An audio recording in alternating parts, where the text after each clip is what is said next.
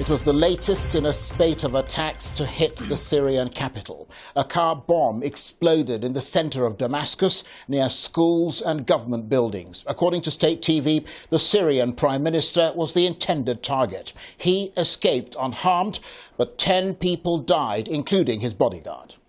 No one has claimed responsibility for the blast, but the opposition says it was orchestrated by the Syrian government to crystallize opinion against the rebels. Well, the attack comes amid continuing uncertainty in the West over how to respond to evidence that President Assad has used chemical weapons. Arise News' Carl Bostic brings us the day.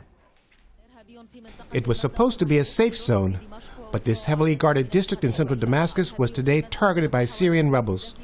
Home to government buildings, intelligence agencies, and embassies. Several prominent figures in the Assad regime have offices here, including this man, the Syrian Prime Minister, Wael al-Haki. It's believed al-Haki was the target of the blast, which killed his bodyguard and others. No one has admitted carrying out the bombing, though this jihadist rebel group, the al-Nusra Front, has carried out similar attacks in the past. It comes as part of a renewed push against government forces. Over the weekend, they attacked 3 airfields in a bid to disrupt regime airstrikes. There's speculation that some of those sites are where the government has chemical weapon stockpiles. While the West considers its response to mounting evidence that sarin has been used in the conflict, state media released these pictures over the weekend, allegedly showing a victim of a poison gas attack launched by the rebels.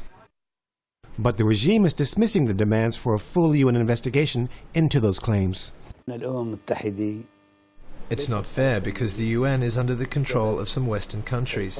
The UN didn't make it clear the investigation period, and the entry of the fact-finding team may lead to the sneaking of some foreign spies into Syria in the name of the UN to spy on Syrian military facilities. And Western countries are finding the refusal to provide access increasingly frustrating. France now says it will launch its own investigation.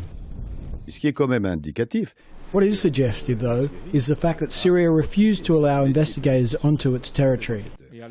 But Russia, one of the few supporters of the Assad regime, today said calls to extend the UN chemical weapons probe amount to a pretext for the West to intervene in the civil war. Carl Bostic, Arise News.